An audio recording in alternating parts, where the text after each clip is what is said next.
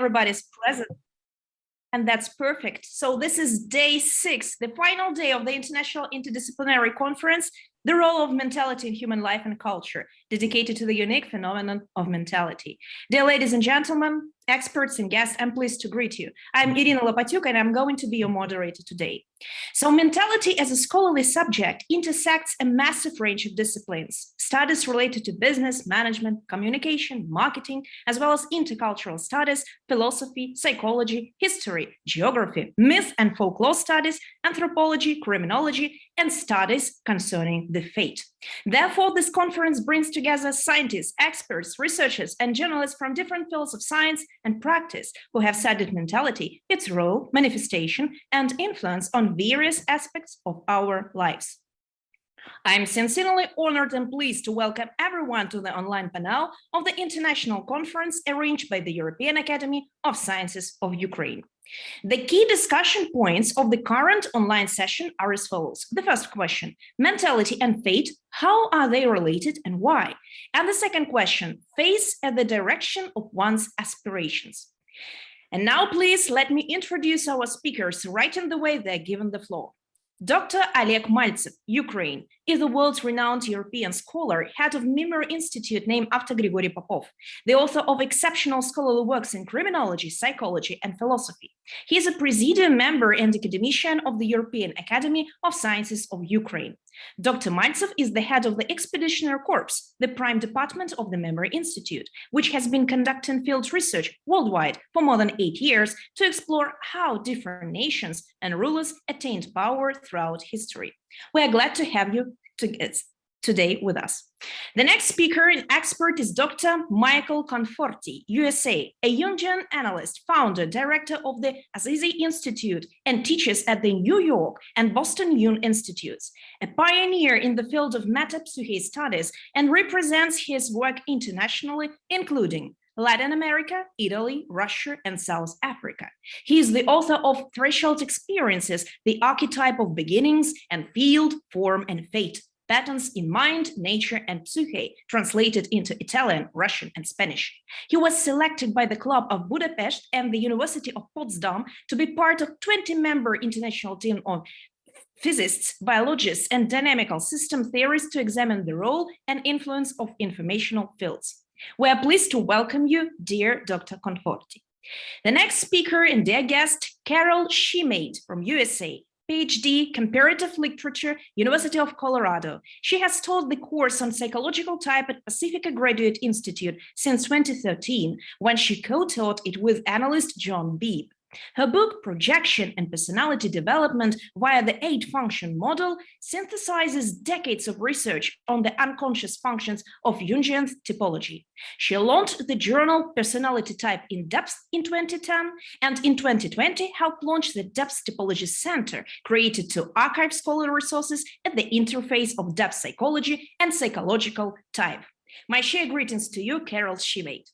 The next speaker is Doctor of Philosophy, Oleksandr Sahaidak, head of Theron Association. He's a psychologist, Jungian analyst, hypnologist, academician, expert in anthropology and sociology, the chairman of the Psychological Philosophical Scientific Society at the UAS.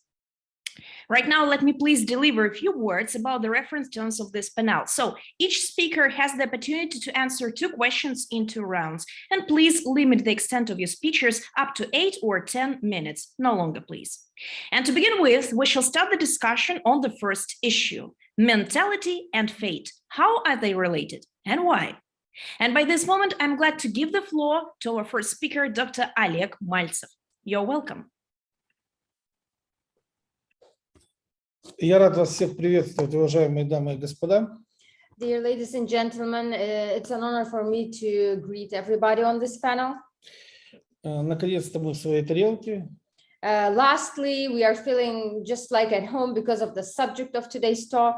3 индианца, 1 представитель школы Сонди, как бы на одной панели. Как бы. What has happened that in one panel we have 3 Jungian scholars and 1 follower of Leopold Sondi's school. Да, наконец-то нам никто не будет мешать.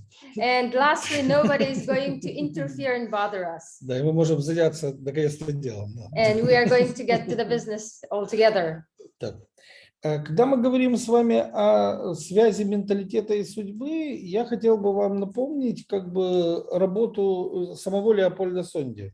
And speaking about the relation and interrelationship of mentality and fate, I would like to start my speech with the works of Leopold Sondy. И следующую минуту, которую я буду говорить, она, наверное, не для участников панели, а для тех, кто нас смотрит в настоящий момент времени, чтобы они поняли, о чем пойдет речь. And the next minute of my speech probably would not relate that much to the participants of the panel, but to our viewers, just so they understand what am I going to talk about. И вы помните, да, что когда строится какая-то дисциплина, то сначала возникает философская категория, да, потом возникает уже категория как бы отрасли науки. So as you know, when we have the formation a certain discipline, first as the foundation of it, we end up having a certain philosophical category. And after that, everything stems to form a specific area. Вот. И когда Леопольд Сонди подходил к изучению судьбы, он как бы вот этой психологической категории как бы судьбы вывел так называемую как бы побуждение. And when Leopold Sondy was studying fate itself, speaking about the psychological category that he was using, he came up with a category such as drives. Да, и, в общем-то, если мы с вами сейчас бы рассмотрели менталитет как категорию науки, and if we are looking into the mentality as the scientific category, вероятнее всего, это была бы категория социологии или, я бы так сказал, на стыке психологии и социологии. Most probably it would relate to sociology, or it would relate to sociology and psychology at the intersection. Потому что очень многие люди пытались не академическим способом изучать судьбу. There were a lot of predecessors and people that were attempting to study the subject of fate in a non-academic manner.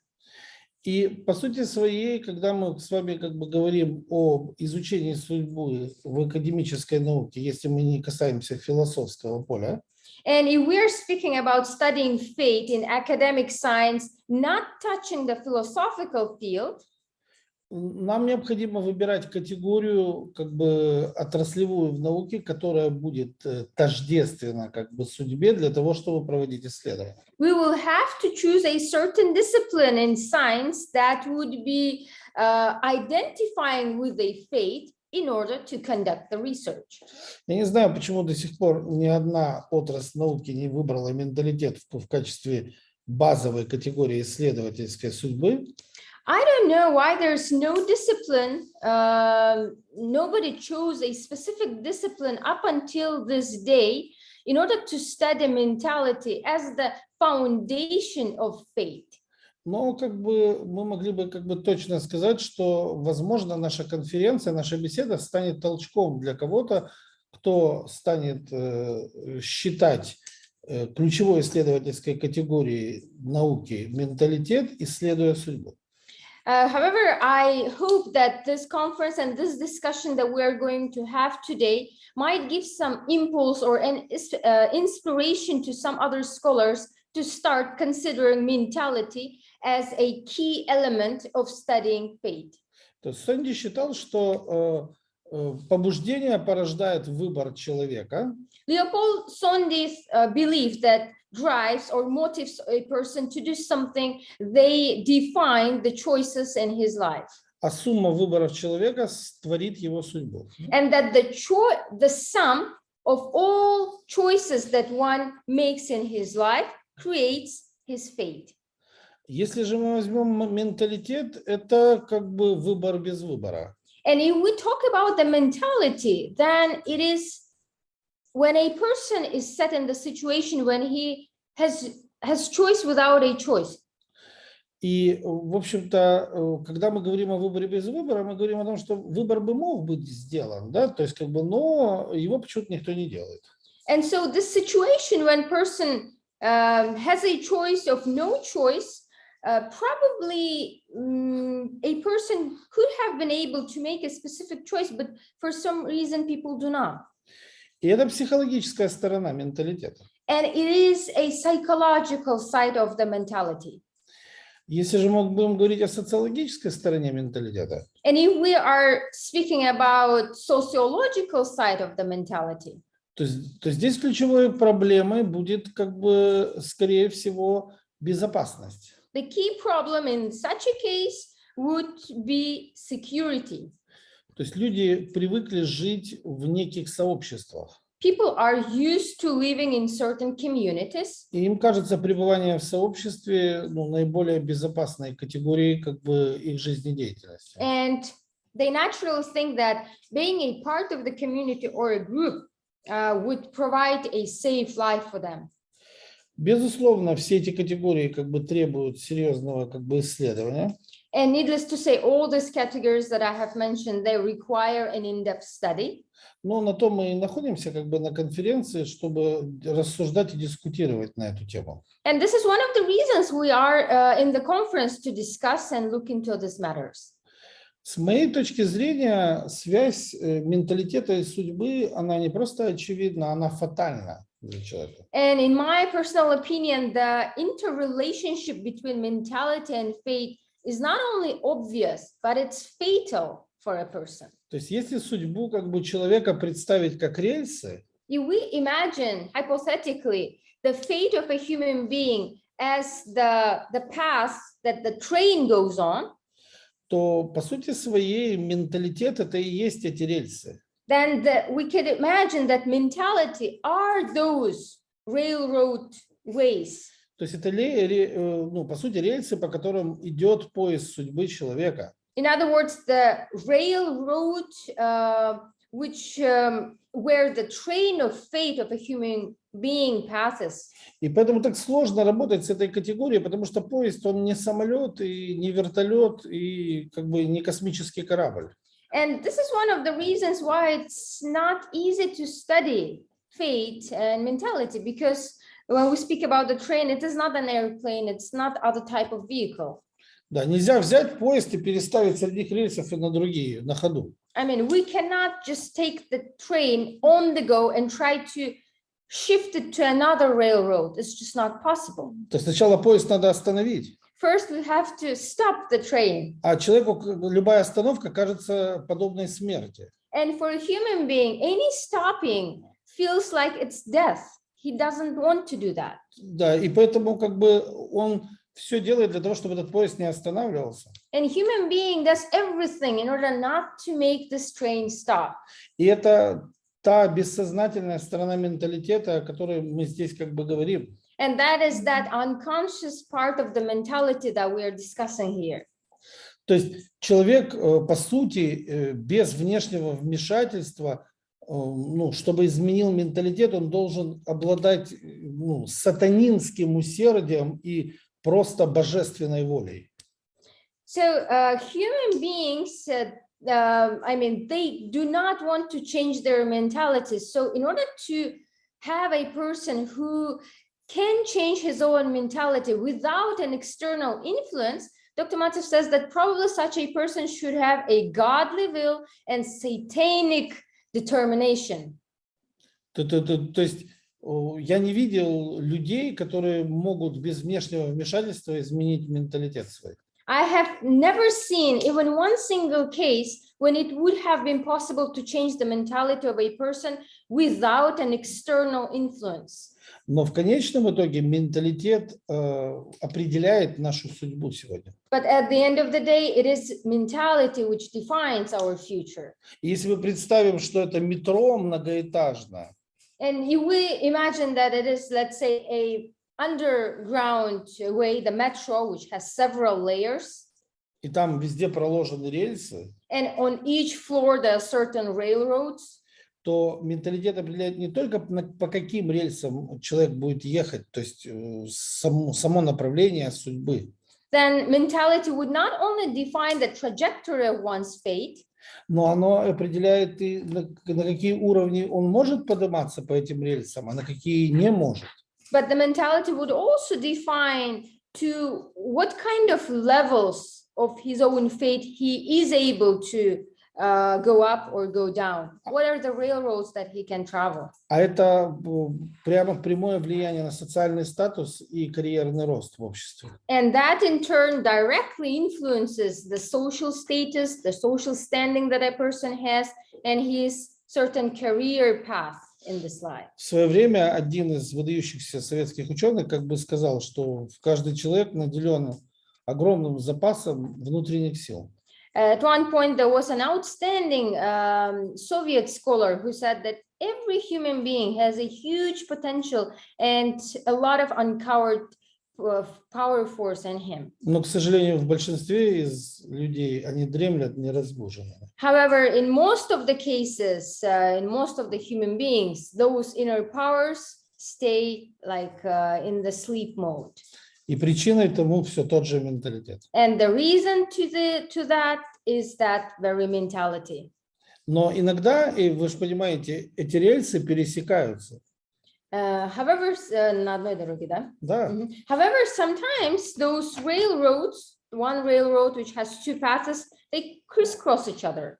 И тогда возникает катастрофа. And that leads to a fatal event, a catastrophe. Да, то есть, когда встречаются два противоположных менталитета, возникает конфликт. When two completely extreme and different mentalities encounter and clash each other in one human being, it generates an unbearable conflict. И этот конфликт, он не запланированный. And that conflict, of course, as you'd understand, is not pre-planned. То есть человек не знает о том, что этот конфликт возник. Person cannot even guess that he would end up having certain type of conflict within himself. Он не может планировать эти конфликты. There's no way they can be planned. Потому что он не знает, какой менталитет у другого человека. And he doesn't know if there is a clash of mentalities in the case of two human beings. He doesn't know what kind of conflict that would be because he cannot he cannot even know what type of the mentality has another И person. только при встрече вот этих двух поездов выясняется, что менталитеты разные, а это неизбежно ведет к конфликту и катастрофе. And only when these two trains crash each other, that's when people find out that the mentalities were just so different and that brought them to an accident. Я думаю, что, возможно, мы или кто-то из наших коллег задумается о рассмотрении как бы вот категории менталитета как основной исследовательской категории для исследования как бы судьбы в рамках какой-то из социальных наук. Спасибо за внимание. I hope that we or maybe other of our colleagues might think someday about taking mentality and considering it as a foundation key element of studying fate within one of the social sciences. Thank you very much for attention. Thank you so much, Dr. Maltsev, for delivering your speech. And right away, I'm glad to give the floor to the next speaker, Professor Michael Conforti. You're welcome, sir. Please turn on your mic. Please turn on your microphone. It's really a brilliant presentation, and that theme of the satanic determination, I love that. I've never heard it framed that way. So thank you for my colleague. In terms of the tracks and the two trains he talked about, this is something that's really part of my work because I've been thinking for years around the issue of what shapes a life. And, you know, it took me a while to understand how your group was speaking about mentality. And I asked many times, what do you mean by mentality? So I understand now from culture, from family backgrounds, economic backgrounds, geographical, which they all shape lives. And I realized these are all the factors that begin to shape the trajectory of one's life. I've been an analyst for 40 years, in clinical practice for 40 years. And I want to talk from that perspective. And also as somebody, as a human being, that you hope we can realize whatever the task is that we're meant to do in our life. It's really much more complicated than, you know, I realized when I was younger. You know, as an older man, I see that, you know, there is a path for us. And what I want to separate in the opening here is the difference between fate and destiny. And I've spoken to colleagues in Russia, and apparently there's not a separation of the words. They don't have a destiny, destinare and ufate, destination and fate. So I will ask you, as who's ever translating, we're going to speak about a difference right now between what's fate, okay, the way my colleague's speaking about it, and what's destiny. One of our colleagues made a comment many years ago when he said the difference between fate and destiny is character. Okay, the difference is character, and the way you look at fate is, imagine you're in a sailboat, and you're governed by the winds, and say you don't have a tiller to guide you, and the winds are just going to push you along. Wherever the winds and the current want to take you, you go, because you don't have any source of strength. Eventually you learn how to catch the wind, okay? How to work with the wind, how to work with the currents, how to eventually get some kind of direction. Because in many ways, fate is really the living out of an unconscious drama that's been predicated on earlier experiences. I'll say it differently. That in many ways, when you look at it from the clinical point of view, fate is something that's either been imposed on us or we've been possessed by. And there's really not a lot of choice. Okay. So when my colleague spoke about you need some external perturbation, it's fantastic. You need it. But right now, I think what I want to look at a little bit in the beginning, and I have 10 minutes, is what is this fated issue? Okay. Fate is when the individual ability to make choices are eclipsed by something else. Okay. Whether it's the dreams of a family, the dreams of culture, and they become, without us realizing, we import them, and they become our own dreams, and we become governed by those. I was, in my own family, I come from a Southern Italian family. My father's got a 7th grade education. We worked at the New York waterfront his whole life, and I was supposed to be a truck driver. That was a dream of my family. I was going to be a truck driver. And you realize, okay, there's one piece of the mentality that affecting my particular journey. And I see with patients the same way, that there's something impacting the culture you're in, the economic situation you grew up in. However, there's always, and I like the image of the tracks, there's always these two tracks. La forza del destino più forte, no? The force of destiny is always working to counteract the inertia of fate. Okay. And I think when we look at a life, I think we need to give a lot more emphasis to the power of unconscious forces to minimize the capacity for destiny. If we look at destiny as maybe the fated aspect where we can live a better life, whatever is inborn in us, whatever the thing is that we're really meant to do with our life, be a teacher, be a translator, be a scholar, be a woodworker. And it does seem to be there are innate tendencies. And if you go back in history, for instance, Plato spoke about destiny in a beautiful way. He said, destiny comes down to us like a letter with all the words on our life written on it, our whole future. It comes down to us, and the closer it gets to us, all the letters disappear. We can't see it. Okay, it's great, right? So it's just like the Grail legend. We're never going to know, but we know there's something that we need to follow.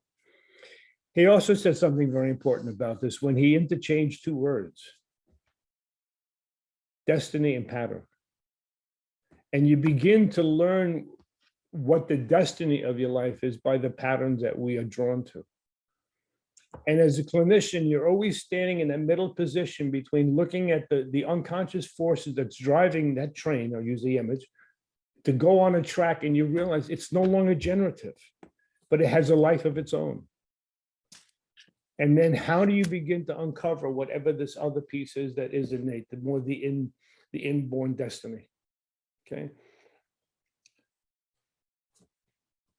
Let's talk about the sad part of this first, okay? The tragic aspect is that I would say the majority of people never live out the positive aspects of fate or destiny, because we're taken down by so many things, and life is difficult. And we don't find our way because we don't have that other, as my colleagues talking about, the external perturbation. We don't have that person that encourages us to remove ourselves from the other situation that's no longer generative. And how do you begin looking at your life when you're older? Especially the issue of, my colleague speaks about as a whole field of studying fate. fate in the elderly. When you look at your life at 60, 70, 80 years of age, and you ask yourself, what kind of life have you lived? Did you live a life that was the unique life that you were meant to live out? Or were you just a pawn to a drama? Were you just that sailboat just being pushed and pulled by the swells of causality, by the swells of family?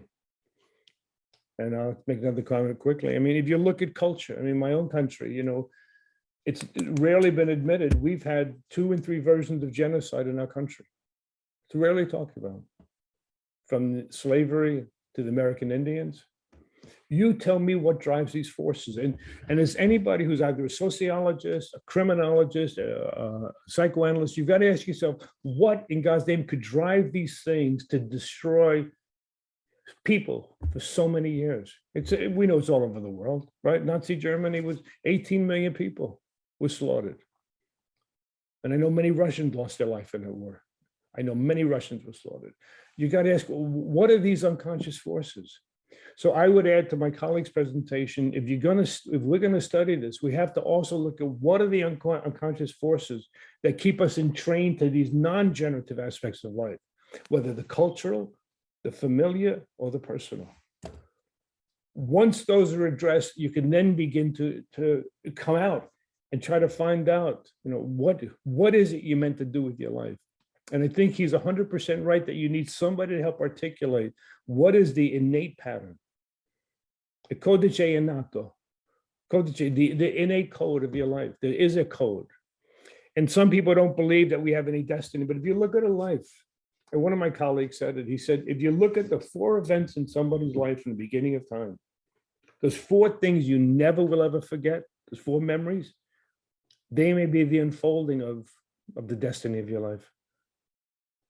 So, in many ways, I stand as somebody who, like I'm sure all of my colleagues, you want to be able to release whatever these spirits are that can allow us to pursue the life that we're meant to have. But I spent much of my 40-year career also looking at these unconscious dynamics that push down and inhibit. Because if we don't do that, we're not going to understand enough of what precludes our ability to move to a different kind of life. Okay, and the very last comment, very short, is one of the great Jungian analysts made a comment, and they said that intelligence is when one connects to the unconscious, because it's not a temporal form of knowledge. It's connecting to some ancient form of wisdom. So when we look back at Plato, we look back at the ancients, we look back at the sages and dreamers from antiquity, and understand how did they find a way to pave a life away from all of the things that were pushing them in a direction that were no longer generative. History's filled with this. From the Jews to every culture has had to find a way to fight against oppression. And it's also personal oppression. Well, thank you. Thank you for the time. Thank you so much, Professor Conforti, for sharing your viewpoints. And right away, I'm glad to give the floor to the next speaker, Dr. Carol Shumate. You're welcome. Thank you. Mentality and fate, what a big topic. Building on what the 2 previous speakers have said about mental traits, we all seem to agree that we have some innate characteristics. Whether they come from nurture or nature, we don't know. But they develop so early that we can't, we might as well call them innate, or we choose them so early, we might as well call them innate.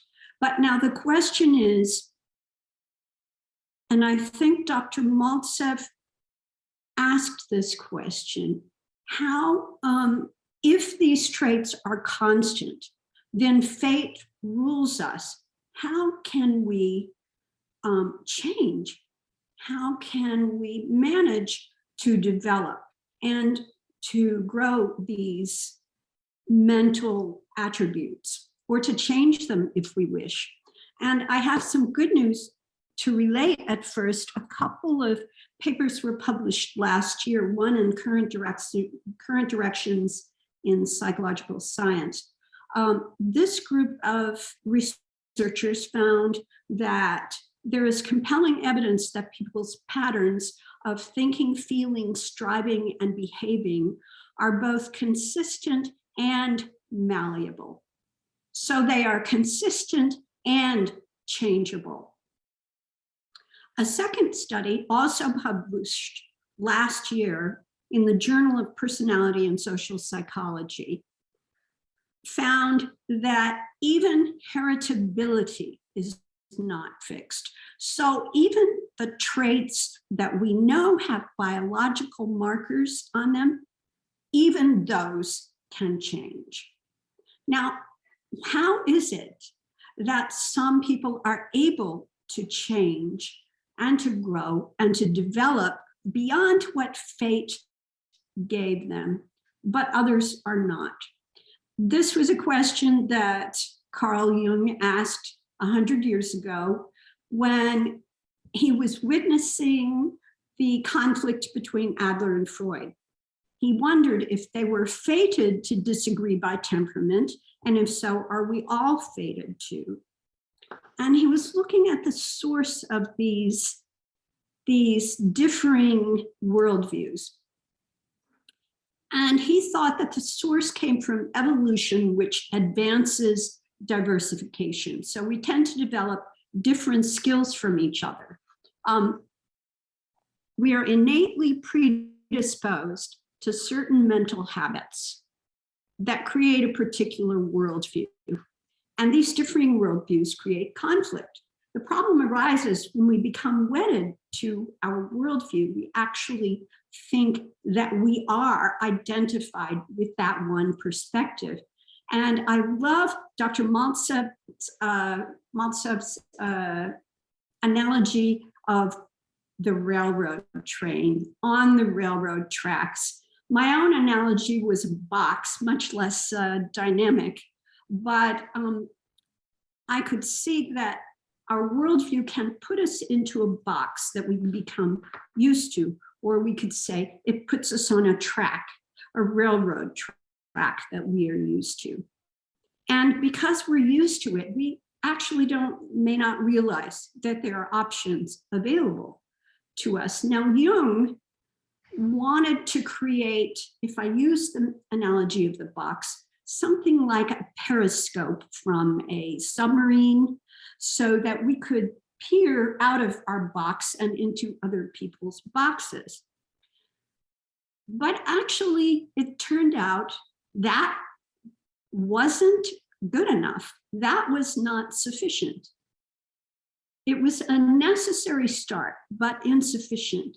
Just seeing the diversity of worldviews is not enough to actually change one's own view and grow out of one's fixed characteristics. So Jung began to look for the constants in the psyche, and these are kind of like, he found the mental functions, and they're kind of like the mental muscles that we all share. These are not traits themselves, but they are sources of those traits within us. And he thought that they operated something like pistons in an engine. When we have one trait that we are using consciously, then its opposite will remain in the unconscious. And so we go from one trait to another, using one after another, but the polarity of the traits is what is important in Jung's system. He compared his system to a compass so that there could be any number of mental functions, any number of traits, any number of psychological types within that circumference, but the polarity is the main thing. The one in use is pointing north and its opposite will be pointing south. So Freud's worldview was pointing north and Adler's was pointing south. So Jung provided this system of psychological type as a map to mentality. And suppose, I want to use this as an example, suppose you have a colleague whom you dislike. Your colleague opposes you in everything. You say black, he says white. You say stop, he says go. He contradicts everything you say. Now, it is probable that his preferred mental function is the opposite of your preferred mental function. So yours is in the unconscious and his is conscious, and vice versa. Now, are you fated to be at odds with your colleague? Well, Jung thought that this would bring us an opportunity. This colleague shows you which functions you have suppressed within yourself. Jungian analyst Rafael López Pedraza, who was a Cuban who immigrated to Zurich, said that Jung should have gotten the Nobel Peace Prize for his book Psychological Types, which he published in 1921, which López Pedraza called the greatest treatise on tolerance ever written. Why? Because it shows us a subjective bias that almost nothing else has ever shown us, a bias against another person's mentality.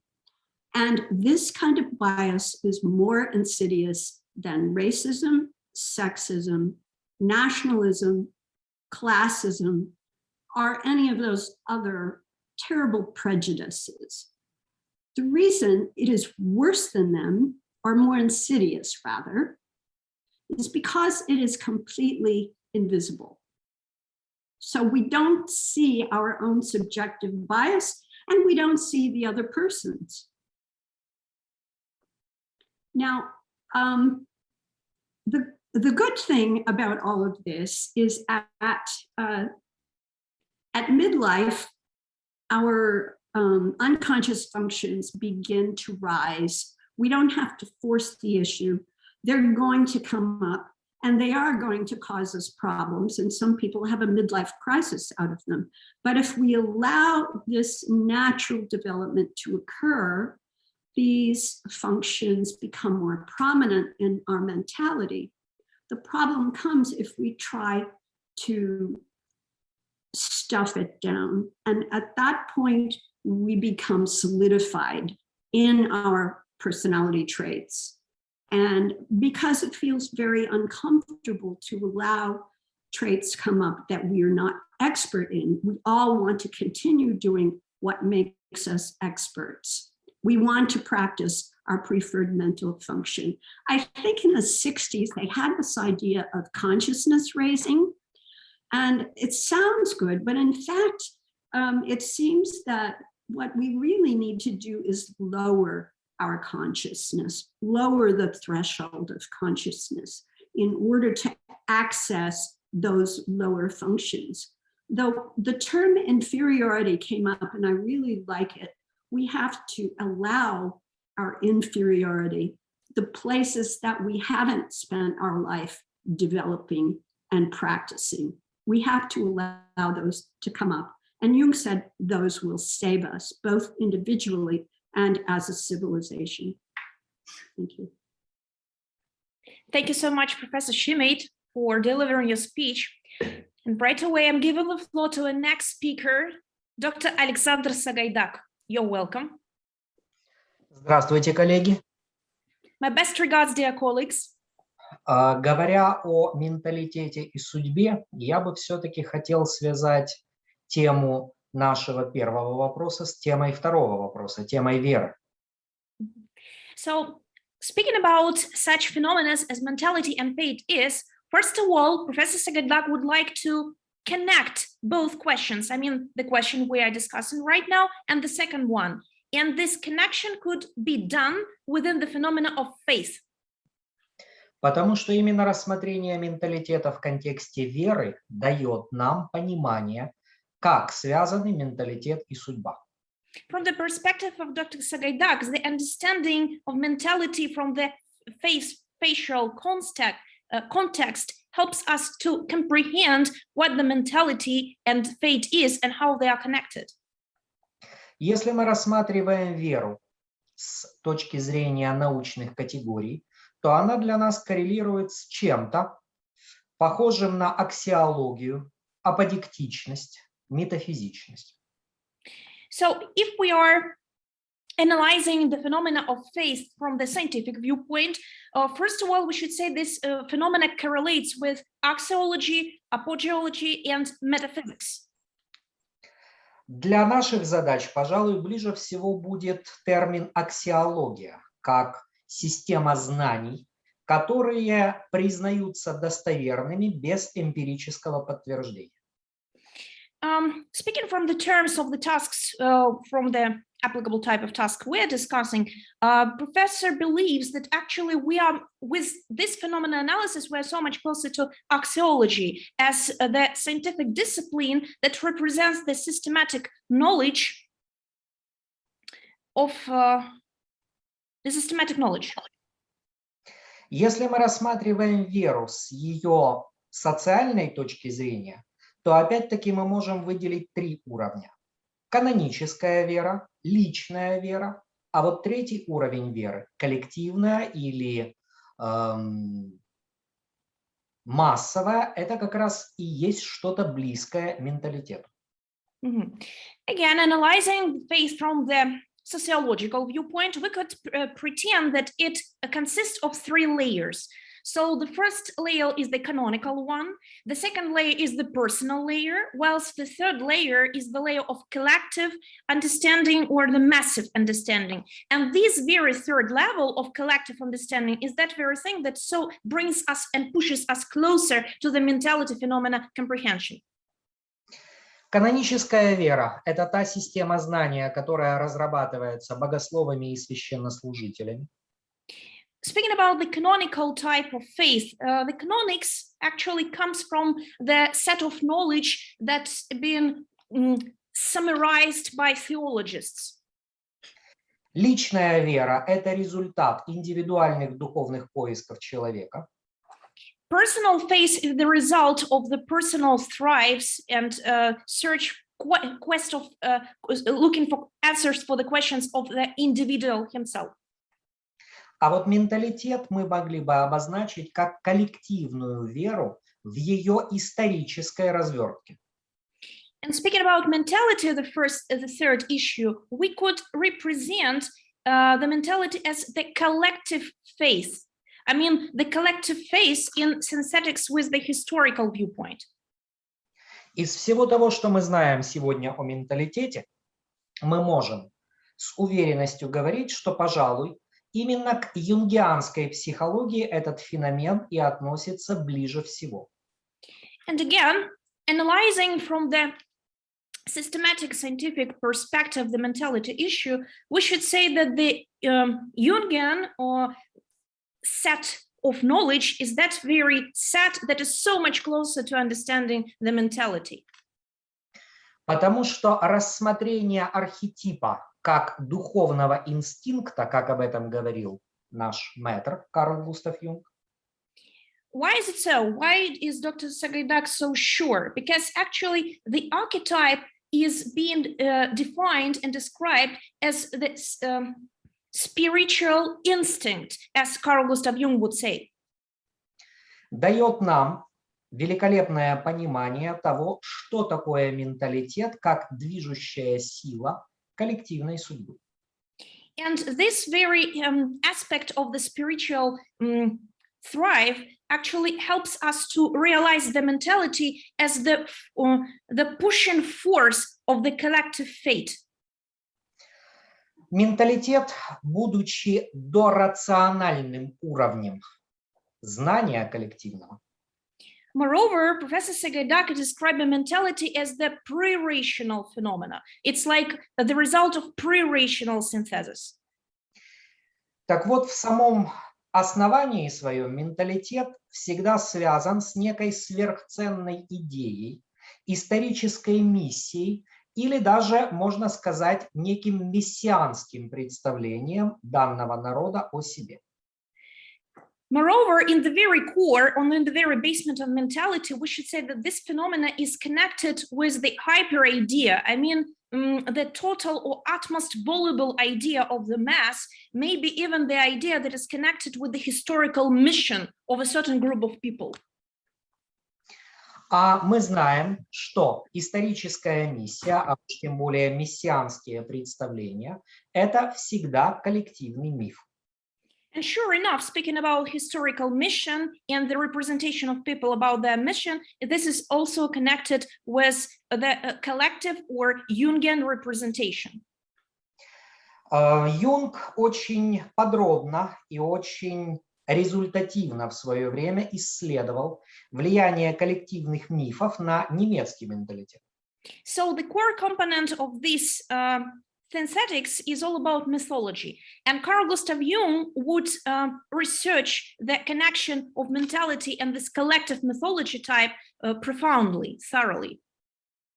Мы знаем, что когда был молодым человеком еще дед Юнга, Карл Густав Юнг старший, And right now we're going to speak about the period of time when the grandfather of Carl Gustav Jung, he was a young man. Not the Carl Gustav Jung, the scholar we know, but his grandpa. как раз тогда набирало свою силу в Германии движение Фелькиш, и одной из сверхценных идей этого движения был знаменитый миф о Зигфриде и Регине. And then, speaking about the times of grandfather of Carl Gustav Jung, we should say that back those days in Germany, a very interesting movement erased. It was the movement, the Völkisch movement, or the massive movement of people. And this Völkisch movement in its core had the utmostly voluble idea that is the mythology of Siegfried and Rein. Мы знаем в ретроспективе двух минувших столетий, какое влияние оказало движение Фелькиш и конкретно миф о Зигфриде и Регине на менталитет немецкого народа. And as a matter of fact, analyzing the 19th and 20th centuries of human history, we know actually the result of this myth influence. I mean, the myth of Regan and Siegfried, how it influenced German people, and not only Germans. Возьмем пример из совершенно другого континента, другого народа и другой культуры. And now we're going to switch to quite different culture. We're going to speak about different continent and the other peoples. В такой стране, как Эфиопия, существует миф о том, что легендарный царь Соломон и легендарная царица Савская состояли в браке, и у них родился ребенок. In such country that is the Ethiopia, actually there was an ancient myth about the king Solomon and the queen Savskaya, who actually were they were the family and they had a son. И этот брак и ребенок, который родился в этом браке, он символизировал собой союз, с одной стороны, религиозного знания, а с другой стороны, знания эзотерического. And this very marriage of this king and queen, it actually represented and it symbolized the union of religious knowledge and so-called the sacred knowledge or esoteric knowledge. И вот согласно этому мифу потомки Соломона и царицы Савской, которые стали императорами Эфиопии, они несли в менталитете своего народа вот это стремление к соединению веры и магии. And as a matter of fact, we should say that the descendants of the king of Solomon and this Savskaya queen, we should say that the descendants, furthermore, they transferred the myth of unification of faith and magic. И действительно, в менталитете эфиопского народа мы наблюдаем удивительно гармоничное сочетание, с одной стороны, христианской религиозной догматики, с другой стороны, традиционных африканских магических верований. And as a matter of fact, today, analyzing the Ethiopical type of mentality, we should say that this mentality magically intersects and actually engages both Christian dogmatic religious perception of the world as well as African magical ritualic perception. Из всего этого мы можем сделать вывод, что менталитет как дологический, дорациональный уровень знания представляет собой действительно аксиологию данного народа. And overall, to sum up, in order to come to the conclusion, we can say that the mentality as the pre-logical and pre-rational phenomena represents the axiology of the ethnics, the axiology of the peoples. А коллективная вера – это один из самых мощных факторов влияния как на коллективную, так и на индивидуальную судьбу. And moreover, this collective type of faith is that one significant and powerful factor of influence that not only influences the individual, but also the fate of the peoples, of the nation. Современные процессы конвергенции народов и наций сделали эту коллективную веру, веру менталитета, более диффузной, но от этого она никуда не делась. Она по-прежнему продолжает действовать. And we should say that contemporary convergence tendency that we witness that actually made and transformed this collective type of faith a little bit diffused. However, being diffused, it didn't disappear. It still exists. Спасибо за внимание. Thank you so much for your kind attention, dear colleagues. Thank you so much, Dr. Sahaidak, for your speech. And this is the time we're switching to the second question of our discussion. I mean, the faith as the direction of one's aspirations. And right away, I'm giving the floor to our speaker, Dr. Oleg Maltsev. You're welcome. Спасибо за то, что дали слово. Thank you for giving me the floor. Я думал, как подойти к этому вопросу. I spent some time thinking about how should I approach this question. То, что этот вопрос является ключом к менталитету. Because the answer to this question would give us a key to the mentality. И огромное спасибо Александру Николаевичу за содержательный доклад. Thank you, Professor Sahaidak, for such a speech. Да, я его продолжу просто. I will continue that speech. Да. Так вот, меня вере учили в одном прекрасном месте Земли. So I was taught what is faith in a very special place on this earth. Так как вера вне категории у нас академической науки, Because faith is out of the category, out of the academic science. да, то есть мне пришлось учиться вере в одном прекрасном месте. I had to learn what is faith in an amazing spot on this earth. И поверьте, там в этом прекрасном месте очень академично объясняют, что такое вера и что такое устремление человека. And please believe me, in that particular place that I will mention in a bit, they very academically explain you what is faith and what is aspiration. Я уже говорил на одной из панелей, я туда всех психологов на стажировку отправил. I have already mentioned in one of the panels that I would, if it was my will, I would have sent all the psychologists from around the world to do their internship on that territory. На вот этой территории существует такая длинная палка. On this territory, they have a very long stick. Южные итальянцы говорят бастона, испанцы говорят гаротта. Southern Italians call that stick bastone, and Spanish people call that garotta. Да. Так вот, там с первого дня объясняют, что ничто так не прочищает голову человека, как удар этой большой палкой по голове. And over there, they explain that there is no remedy in this world that would compare to getting hit by one bastone once. I mean, your mind becomes super clear. Да, и это прямо с молоком матери впитывается. And that knowledge, I mean, one is absorbed by that knowledge, just like with the milk of his mother. Так вот, так как южные итальянцы очень любят упражняться с этой палкой, And because Southern Italians are keen and very good in exercising with the stick. у них разные палки там есть, ну вот, а с этой большой, длинной они особенно любят упражняться. And in the tradition, the martial tradition in the Southern Italy, they have different sticks, but this long one is of a special favorite of them. Она там возведена в ранг философской категории. And we can say that it is raised to the rank of a philosophical category. Да, именно эта палка в руках святого Рока во всех храмах стоит. And this stick is being held by the Saint Rock in almost every temple on the territory of southern Italy.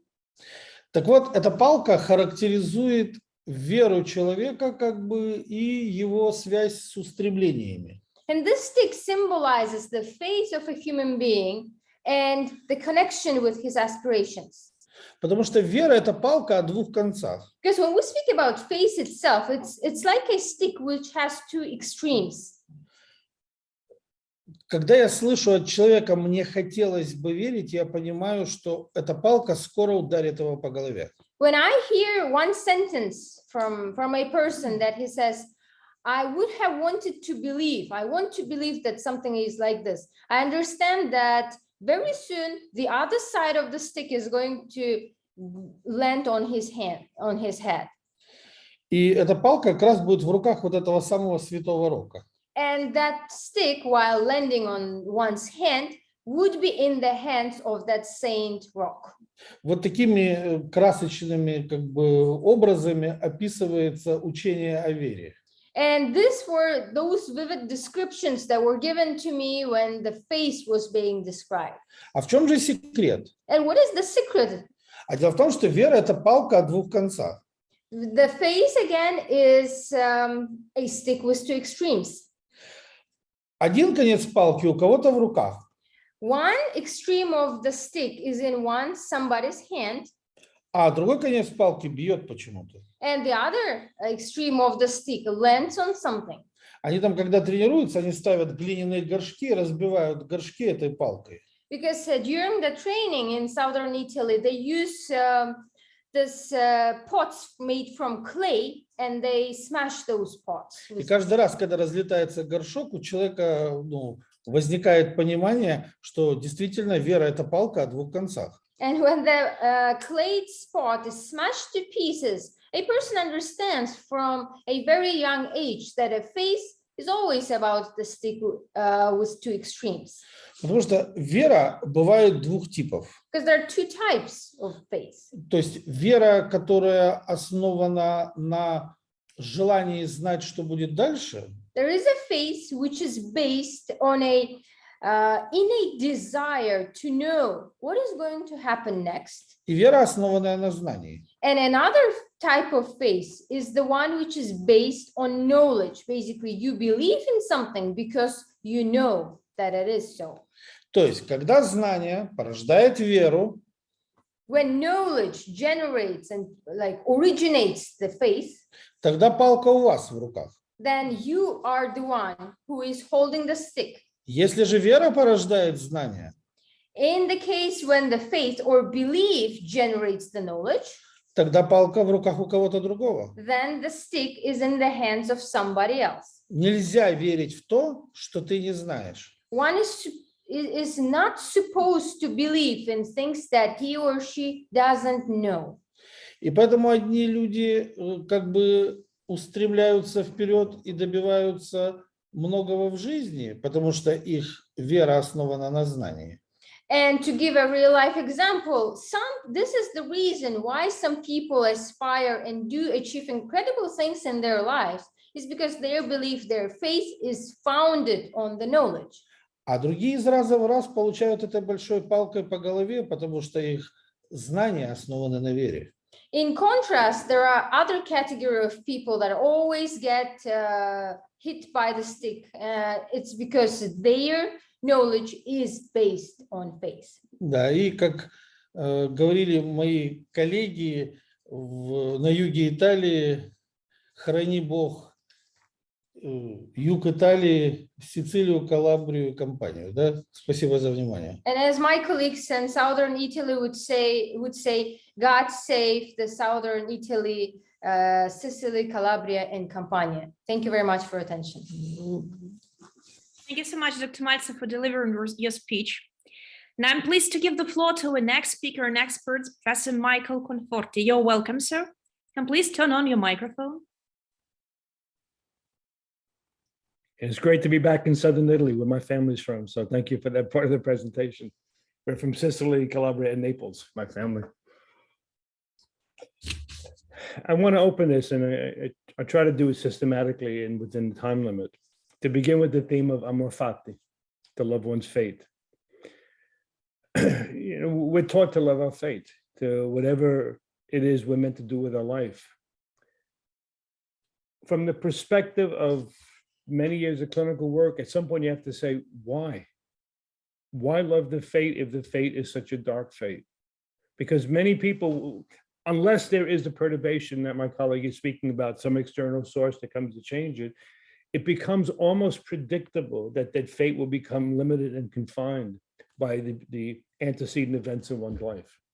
This is one of the saddest parts of clinical work, I'll tell you that right now, clinical and life, that whatever the journey has been up to this point, unless something comes to shift it dramatically, it's going to continue. And I heard one analyst say to somebody, he said, look, one of the most distinguished analysts was from Israel that we had. He said to the patient, you have a terrible fate. This is very strange to hear, right? To say to a patient, you have a terrible fate. He said, we're going to try to change your fate. And I heard this, said, oh my God, this is totally arrogant. And I realized when I thought about it, it wasn't arrogant, because what he was looking to do was to try to find a way to shift the trajectory, to shift the fields. Because if you're in one field, say a field of severe limitation, a field of total constraint, there are ways to begin to make the shift.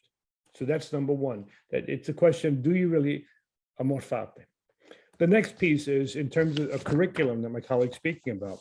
Something I've been involved in 30 years in studying the theme of what shapes a life is I found the following 4 disciplines are necessary to really help with this. Because what we're looking at is when you talk about fate, destiny, shifting it, making it more generative or whatever, we're talking about a transformation of energy. Okay, if you want to take it down into energy terms, it's transformation of energy. The 4 fields I speak about this in a really profound way are systems theory, perturbation theory, chaos theory, and nonlinear dynamics. Okay, what they're all speaking about is when you begin to see energy that becomes stagnant and regressive, and what is it in systems that create complexity.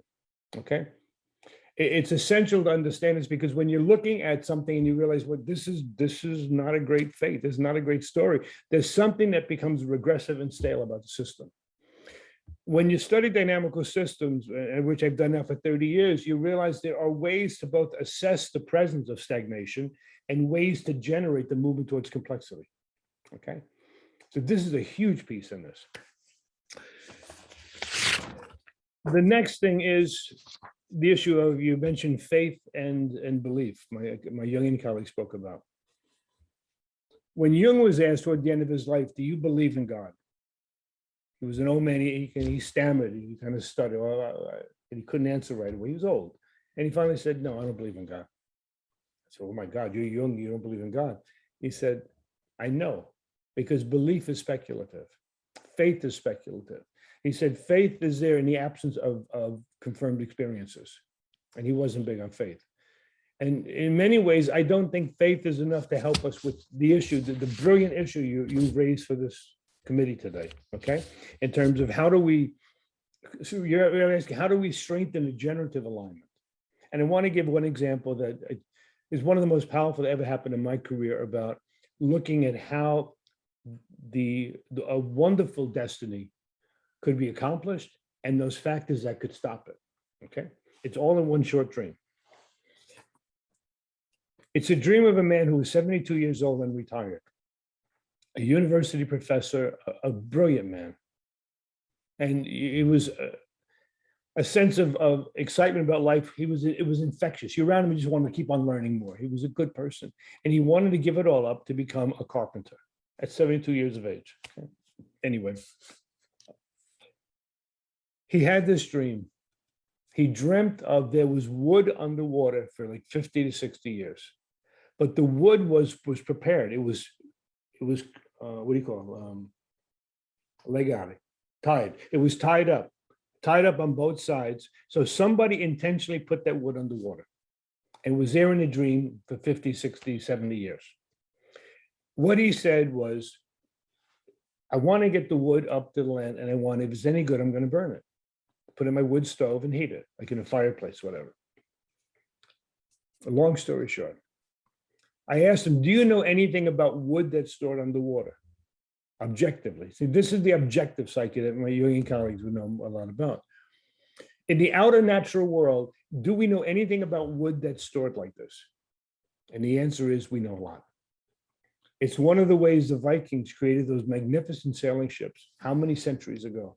They kept the wood underwater to cure it. To cure the piece of wood, okay? It cured it, it made it stronger. You could even make the bends in it. It was the only way to do the wood.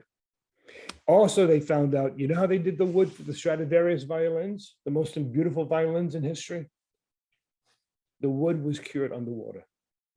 This dream is a profound dream saying this man discovered something that's been curing for many years. However, now here's a piece, the two tracks that my colleague spoke about, and I love the image. The track of regression, the track of complexity. If you find wood that is that valuable, that you can use it for a Stradivarius violin, it's invaluable. It's worth thousands and hundreds of thousands of dollars, symbolically and psychically and literally. Do you want to put that in your fireplace? No. The dream was saying he has a tendency to take something of immeasurable value and misuse it. You don't do that. Whereas if you use that wood for something really sacred, whatever words you want to use, sacred, valuable, profitable in his own life, it's a movement towards a destiny that's generative.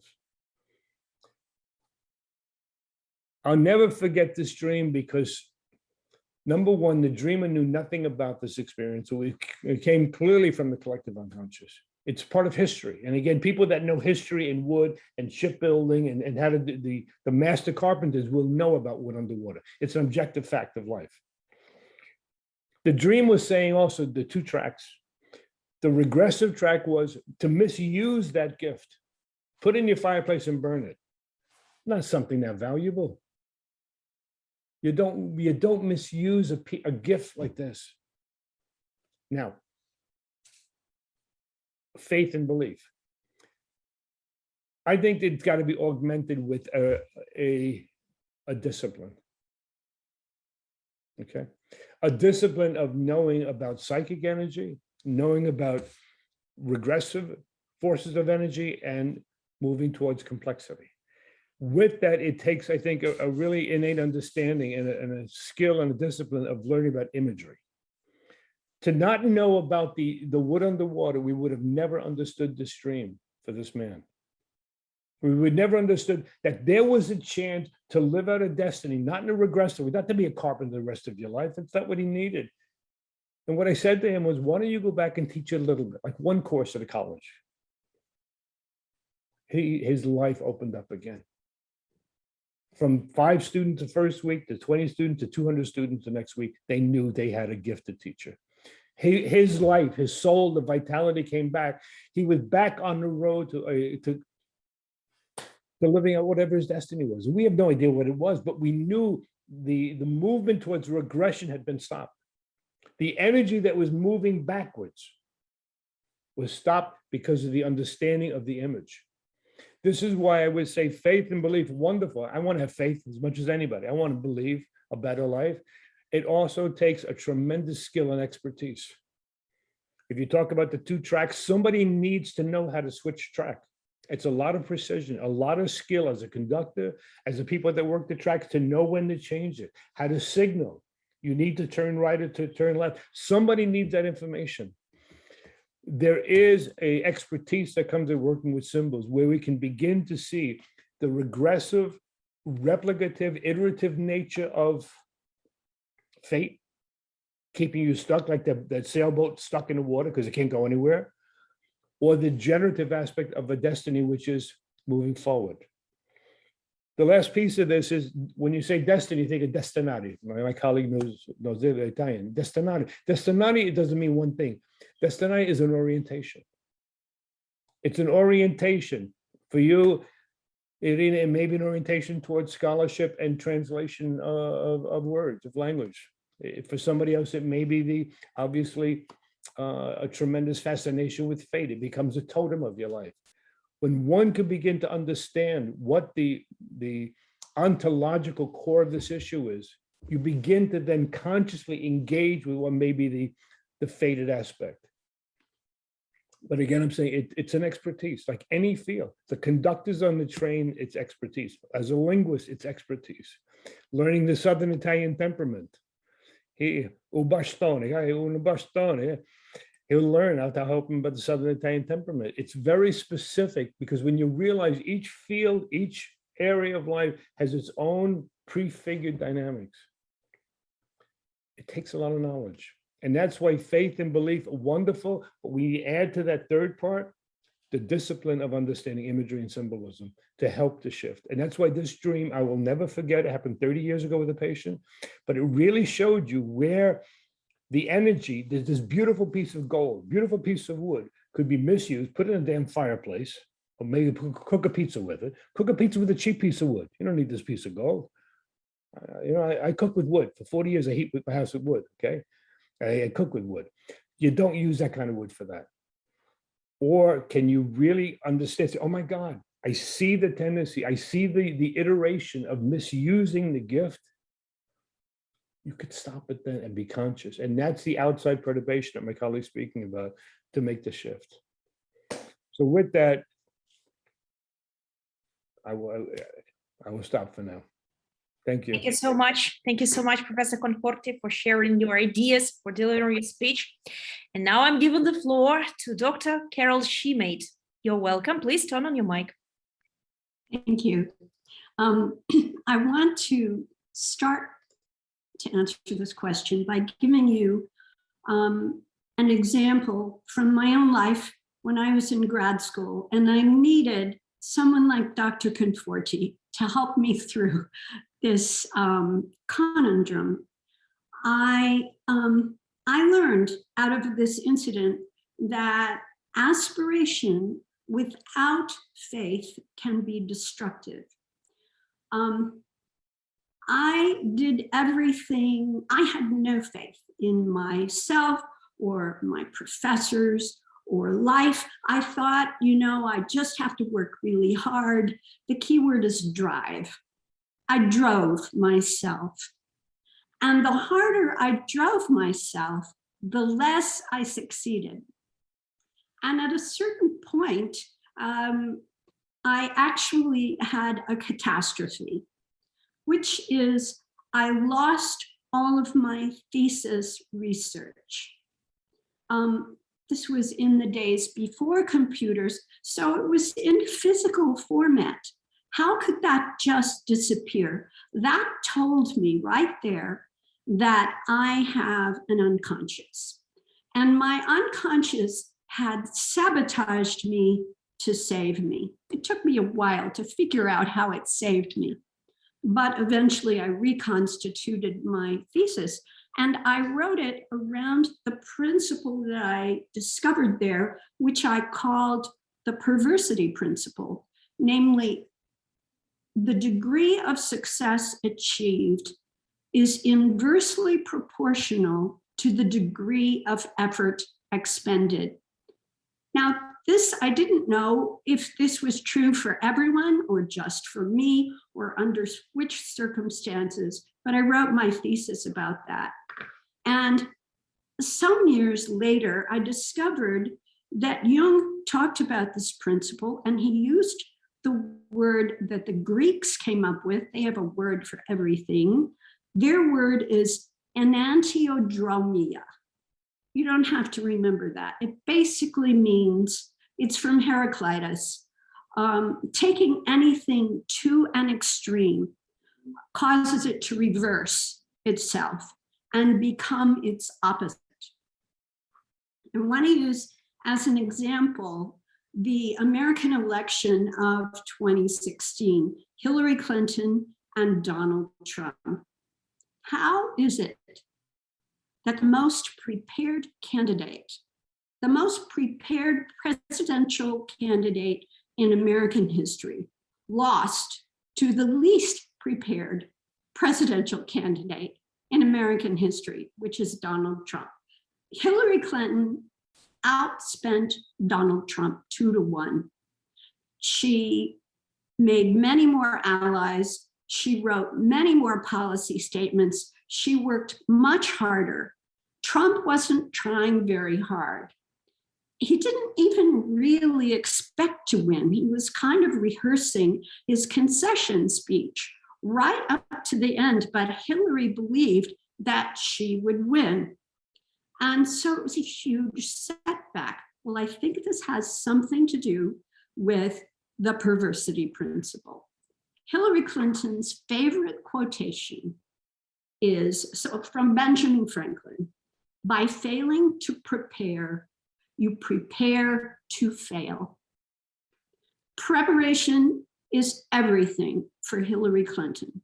She made a huge career and a huge success of her life based on this quality of always preparing and perhaps over preparing. And I think that's what I do too. I think I over prepare. You know, Anna Filipova sent me an email today asking me for my notes for my speech. And then she sent another email right away and said, if you don't have any notes, don't worry. And I had to laugh because I've never participated in a panel or any presentation without extensive notes. That is my issue that I'm still trying to understand and to overcome. And Jung had a kind of explanation for it. Of course, I understand Hillary Clinton lost for a whole variety of reasons, maybe sexism, maybe populism, all those other things. But I just used her as an example. And then in 2020, Donald Trump did the same thing. He overdetermined the outcome of the election. He tried every trick to ensure that he would win. He was driven. And what was the result? He got a very counter-intentional result. He hurt his reputation. He hurt his brand, the Trump brand, which was the only thing he really cared about. Now, for Clinton, she didn't want to give up this quality of preparation, which had made her a huge success. But in fact, she needed to. She was criticized, perhaps unfairly, for not being spontaneous enough. Now, you can't be super prepared and rehearsed and also spontaneous, or maybe you can, but she wasn't able to combine those two opposing qualities. So for me, I have learned that aspiration has the seeds of its own destruction. And I'm trying to understand when it is that happens. I was surprised to learn that this principle has been corroborated by experimental psychology and even by neuroscience. And the psychologist who verified it in his laboratory is Daniel Wegner of MIT. In the 1990s, he did a series of experiments that showed this principle whereby when people work very, very hard, they cause this counter-intentional result. He called it ironic process theory. And I'm going to read what he said about it. Attempts to influence mental states require monitoring processes that act subtly yet consistently in a direction precisely opposite the intended control. Now I'll read to you what Jung said about it. This characteristic phenomenon, and he meant enantiodromia, practically always occurs when an extreme one-sided tendency dominates conscious life. Think Hillary Clinton, over preparation. In time, an equally powerful counterposition is built up, and the unconscious breaks through conscious control because the unconscious compensates for every conscious intention. This maintains a balance in our mentality. Now, Wagner was a little bit extreme in his idea. The name of his book is The Illusion of Conscious Will, but he credited a very interesting neuroscientist, a Ukrainian immigrant named, or rather the son of a Ukrainian immigrant. His name was Benjamin Libet, L-I-B-E-T. His mother was from Kiev and his father from Brusilov. And Libet did this series of experiments that Daniel Wegner then took up. And Libet, unlike Wegner, regarded his experimental results to be entirely compatible with free will. So I think Wegner was a little bit extreme. And if I understand this principle and Jung himself, I think it is about avoiding the extremes, because when we go into excess, we can cause this terrible reversal. Now, what is the solution to it? Jung found the solution in an Asian concept called Wu Wei, W-U-W-E-I, which you can translate as effortless action. An Asian scholar has a book out on this called Trying Not to Try. Now you can see the paradox. It's a very hard concept to allow, but I would translate it for this purposes of this conference as aspiration without coercion. Aspiration without trying to control the outcomes. So you do your best, but you don't control the outcome. So it's aspiration tempered by faith. If we have enough faith to surrender control, then we can perhaps realize some of our aspirations. Thank you. Thank you so much, Dr. Carol Shumate, for delivering your speech. And this is the time I'm giving the floor to the next speaker, Dr. Oleksandr Sahaidak. You're welcome. Продолжая тему взаимосвязи менталитета и веры, мы должны отметить, что вера важна для нас прежде всего как мотивирующий фактор. So we are going to prolong our speech. I mean, Dr. Sahaidak is going to continue his speech regarding the interconnection of mentality and faith phenomena. And we should say that faith as some sort of phenomena is a very significant motivational type of force. Мы знаем, что мотивация веры наиболее сильная, глубокая и безусловная, не знающая сомнений.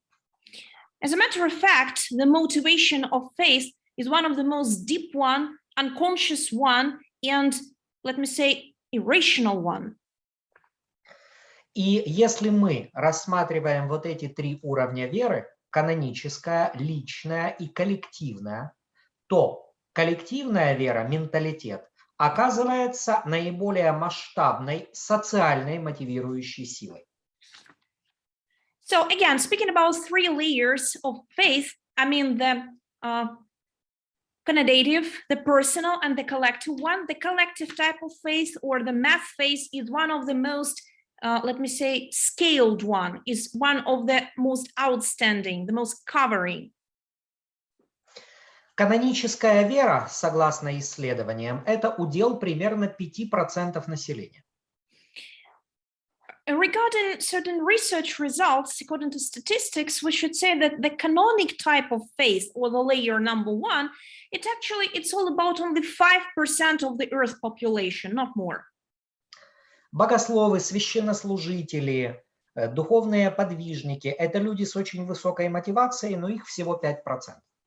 And of course, speaking about theologists, people of religious studies, priests, and those who are, let me say, living this canonic type of faith, of course, they are highly motivated. However, there is just a small, let me say, percentage of these people existing and living today. Личная вера – явление куда более масштабное, но она обладает гораздо более слабой и, самое главное, неустойчивой мотивацией. Of course, speaking about the personal faith, this phenomenon is much more scaled. I mean, it's not like 5%. Almost all people believe in something and have faith in something. However, this very statistics actually shows the other tendency, that this type of faith is one of the most unstable.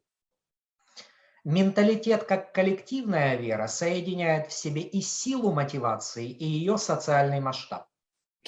So if we're speaking about the mentality as the type of collective faith, this mentality unites in itself both the scale and this motivational type of force. Из социальной психологии мы знаем, что групповая вера – это самый сильный вид групповой динамики и одновременно самый сильный вид группового давления.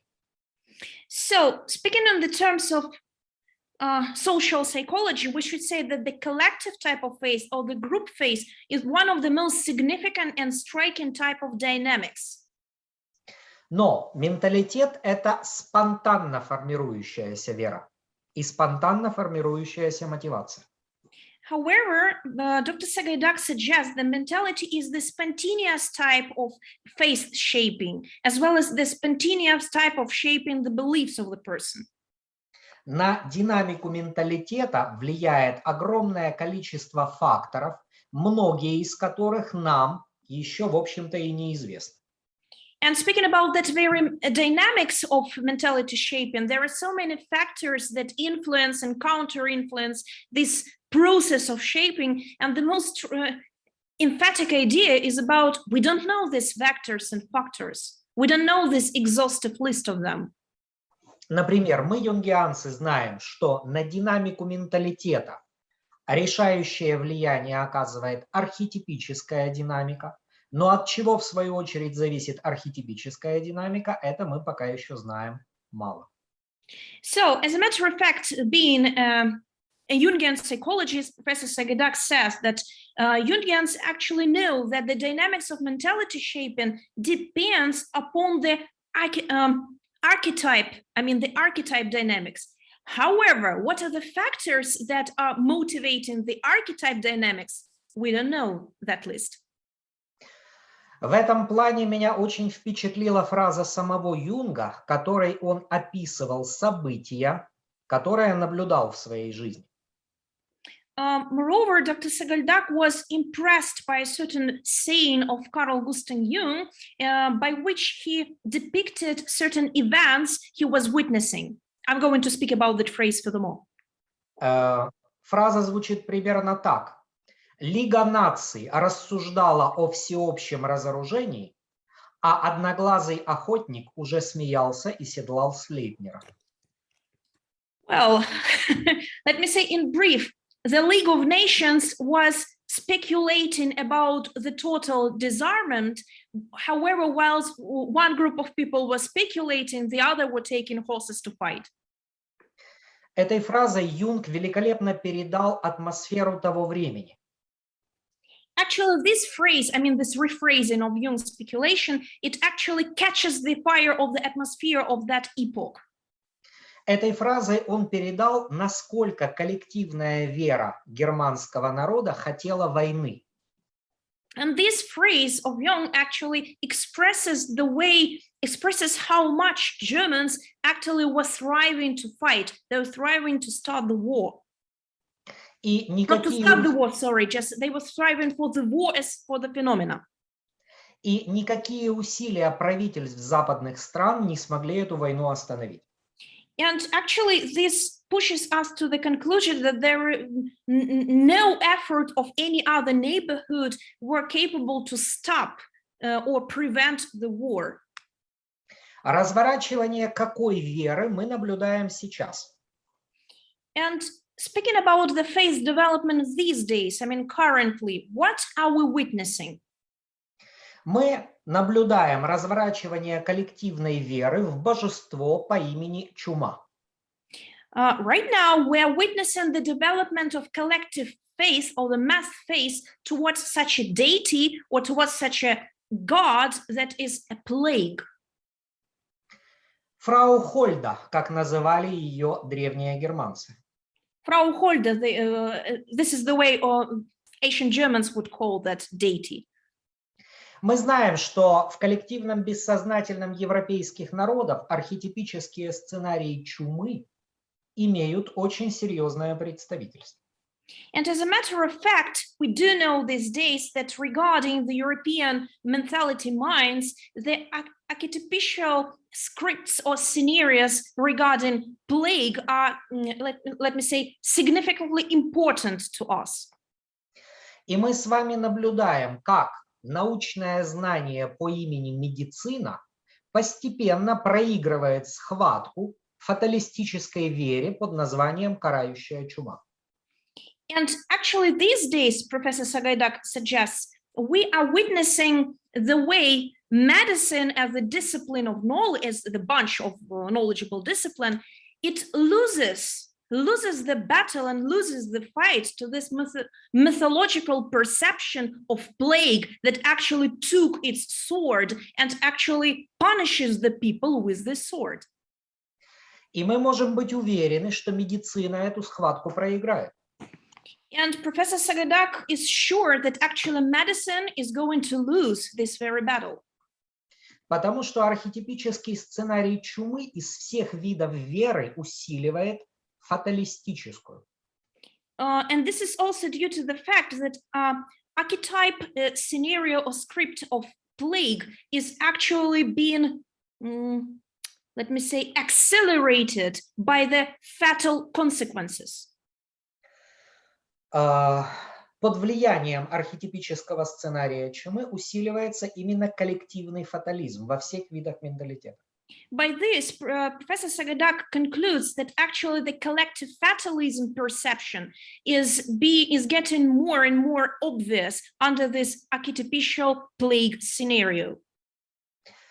Поэтому нам сейчас как раз очень актуально будет вспомнить, что такое фаталистическая вера и как она представлена в менталитетах разных народов.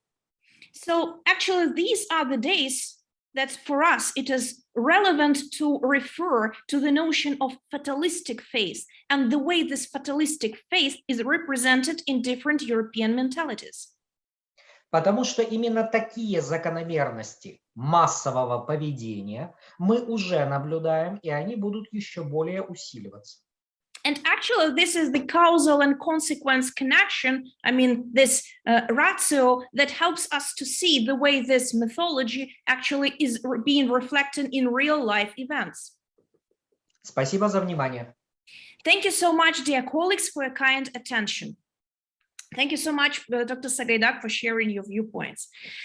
So this is the moment, I should say, this is a closing moment by which I am thankful to all the speakers, our colleagues, experts, especially to the speakers of this online session panel. I mean, Dr. Oleg Maltsev, I mean, Professor Michael Conforti, I mean, Dr. Carol Shumate, and Dr. Oleksandr Sahaidak. So this is the high time. We have finished our final online session panel of the International Interdisciplinary Conference, The Role of Mentality in Human Life and Culture, arranged by the European Academy of Sciences of Ukraine. Soon after, the conference issues such as text papers, video reports, online discussion panels will be published on the conference website later on. Furthermore, a conference resolution will be published as well, available to those who are interested. And by this, once again, thank you so much for your kind attention, for your participation, for your impact, and see you soon. Thank you. Thank you. Bye. Bye-bye. Счастливо.